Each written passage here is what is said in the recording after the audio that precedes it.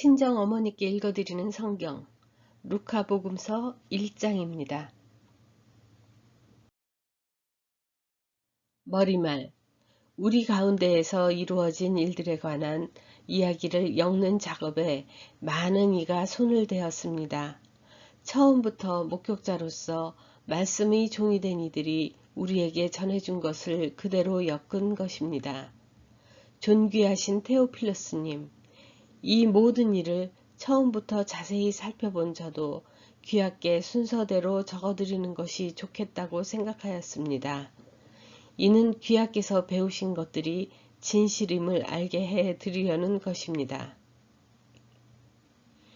세례자 요한의 출생 예고. 유다 임금 헤로데 시대에 아비아조에 속한 사제로서 즈카르야라는 사람이 있었다. 그의 아내는 아론의 자손으로서 이름은 엘리사벳이었다. 이 둘은 하느님 앞에서 의로운 이들로 주님의 모든 계명과 규정에 따라 흠없이 살아가는 사람들이었다. 그런데 그들에게는 아이가 없었다. 엘리사벳이 아이를 못 낳는 여자였기 때문이다.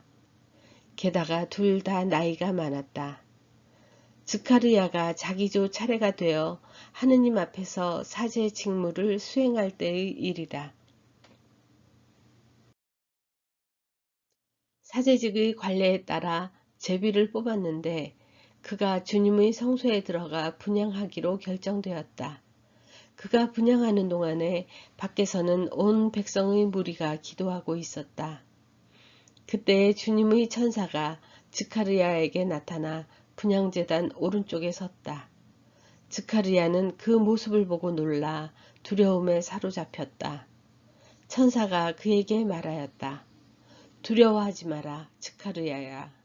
너의 청원이 받아들여졌다. 내 아내 엘리사벳이 너에게 아들을 낳아줄 터이니 그 이름을 요한이라 하여라.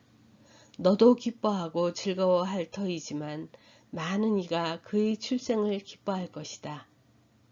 그가 주님 앞에서 큰 인물이 될 것이기 때문이다. 그는 포도주도 독주도 마시지 않고 어머니 태중에서부터 성령으로 가득 찰 것이다. 그리고 이스라엘 자손들 가운데에서 많은 사람을 그들의 하느님이신 주님께 돌아오게 할 것이다. 그는 또 엘리야의 영과 힘을 지니고 그분보다 먼저 와서 부모의 마음을 자녀에게 돌리고 순종하지 않는 자들은 의인들의 생각을 받아들이게 하여 백성이 주님을 맞이할 준비를 갖추게 할 것이다. 즈카르야가 천사에게 제가 그것을 어떻게 할 수 있겠습니까? 저는 늙은이고 제 아내도 나이가 많습니다. 하고 말하자 천사가 그에게 대답하였다. 나는 하느님을 모시는 가브리엘인데 너에게 이야기하여 이 기쁜 소식을 전하라고 파견되었다. 보라, 때가 되면 이루어질 내 말을 믿지 않았으니 이 일이 일어나는 날까지 너는 벙어리가 되어 말을 못하게 될 것이다. 한편 즈카르야를 기다리던 백성은 그가 성소 안에서 너무 지체함으로 이상하게 여겼다. 그런데 그가 밖으로 나와서 말도 하지 못하자 사람들은 그가 성소 안에서 어떤 환시를 보았음을 알게 되었다. 그는 사람들에게 몸짓만 할 뿐 줄곧 벙어리로 지냈다. 그러다가 봉직기간이 찾아 집으로 돌아갔다. 그 뒤에 그의 아내 엘리사벳이 잉태하였다. 엘리사벳은 5달 동안 숨어 지내며 이렇게 말하였다. 내가 사람들 사이에서 겪어야 했던 치욕을 없애주시려고 주님께서 굽어보시어 나에게 이 일을 해주셨구나. 예수님의 탄생 예고. 6째 달에 하느님께서는 가브리엘 천사를 갈릴레아 지방 나자렛이라는 고을로 보내시어 다윗 집안의 요셉이라는 사람과 약혼한 처녀를 찾아가게 하셨다. 그 처녀의 이름은 마리아였다. 천사가 마리아의 집으로 들어가 말하였다. 은총이 가득하니여 기뻐하여라. 주님께서 너와 함께 계시다. 이 말에 마리아는 몹시 놀랐다. 그리고 이 인사말이 무슨 뜻인가 하고 곰곰이 생각하였다. 천사가 다시 마리아에게 말하였다. 두려워하지 마라, 마리아야. 너는 하느님의 총애를 받았다. 보라, 이제 내가 잉태하여 아들을 낳을 터이니 그 이름을 예수라 하여라. 그분께서는 큰 인물이 되시고 지극히 높으신 분의 아드님이라 불리실 것이다. 주 하느님께서 그분의 조상 다윗의 왕좌를 그분께 주시어 그분께서 야곱 집안을 영원히 다스리시리니 그분의 나라는 끝이 없을 것이다. 마리아가 천사에게 저는 남자를 알지 못하는데 어떻게 그런 일이 있을 수 있겠습니까? 하고 말하자 천사가 마리아에게 대답하였다. 성령께서 너에게 내려오시고 지극히 높으신 분의 힘이 너를 덮을 것이다. 그러므로 태어날 아기는 거룩하신 분, 하느님의 아드님이라고 불릴 것이다. 내 친척 엘리사벳을 보아라. 그 늙은 나이에도 아들을 잉태하였다. 아이를 못 낳는 여자라고 불리던 그가 임신한 지 6달이 되었다. 하느님께는 불가능한 일이 없다. 마리아가 말하였다. 보십시오. 저는 주님의 종입니다. 말씀하신 대로 저에게 이루어지기를 바랍니다. 그러자 천사는 마리아에게서 떠나갔다.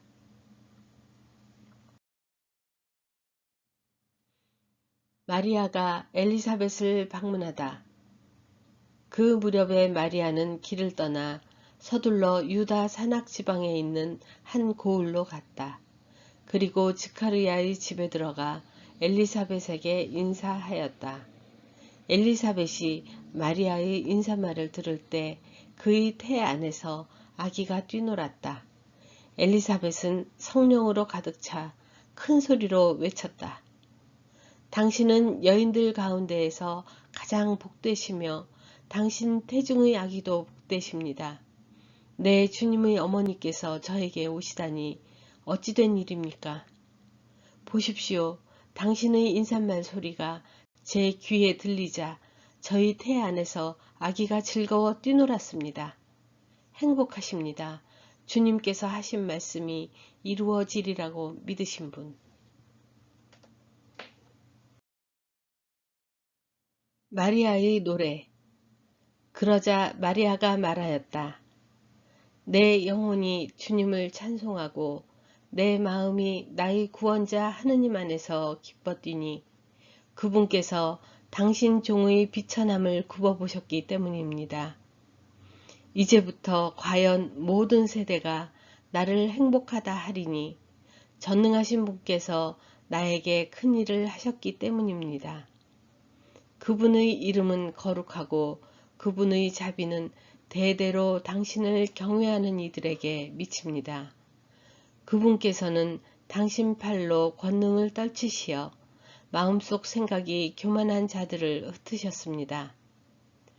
통치자들을 왕좌에서 끌어내리시고 비천한 이들을 들어 높이셨으며 굶주린 이들을 좋은 것으로 배불리시고 부유한 자들을 빈손으로 내치셨습니다.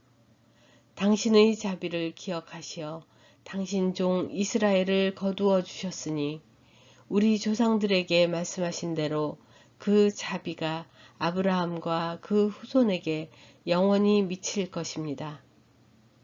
마리아는 3달가량 엘리사벳과 함께 지내다가 자기 집으로 돌아갔다. 세례자 요한의 출생. 엘리사벳은 해산달이 차서 아들을 낳았다. 이웃과 친척들은 주님께서 엘리사벳에게 큰 자비를 베푸셨다는 것을 듣고 그와 함께 기뻐하였다. 8일째 되는 날 그들은 아기의 할례식에 갔다가 아버지의 이름을 따서 아기를 지카르야라고 부르려 하였다. 그러나 아기 어머니는 안 됩니다. 요한이라고 불러야 합니다. 하고 말하였다. 그들은 당신의 친척 가운데에는 그런 이름을 가진 이가 없습니다. 하며 그 아버지에게 아기의 이름을 무엇이라 하겠느냐고 손짓으로 물었다. 스가랴는 글 쓰는 판을 달라고 하여 그의 이름은 요한이라고 썼다. 그러자 모두 놀라워하였다. 그때 스가랴는 즉시 입이 열리고 혀가 풀려 말을 하기 시작하면서 하느님을 찬미하였다. 그리하여 이웃이 모두 두려움에 휩싸였다. 그리고 이 모든 일이 유다의 산악지방에서 화제가 되었다. 소문을 들은 이들은 모두 그것을 마음에 새기며 이 아기가 대체 무엇이 될 것인가 하고 말하였다. 정녕 주님의 손길이 그를 보살피고 계셨던 것이다. 스가랴의 노래. 아기의 아버지 스가랴는 성령으로 가득 차 이렇게 예언하였다. 주 이스라엘의 하느님께서는 찬미 받으소서. 그분께서는 당신 백성을 찾아와 속량하시고 당신 종 다윗 집안에서 우리를 위하여 힘센 구원자를 일으키셨습니다. 당신의 거룩한 예언자들의 입을 통하여 예로부터 말씀하신 대로 우리 원수들에게서 우리를 미워하는 모든 자들의 손에서 우리를 구원하시려는 것입니다. 그분께서는 우리 조상들에게 자비를 베푸시고 당신의 거룩한 계약을 기억하셨습니다.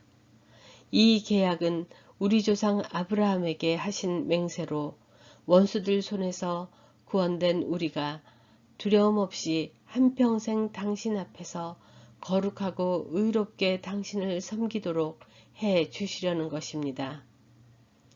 아기야, 너는 지극히 높으신 분의 예언자라 불리고 주님을 앞서가 그분의 길을 준비하리니 죄를 용서받아 구원됨을 주님의 백성에게 깨우쳐 주려는 것이다.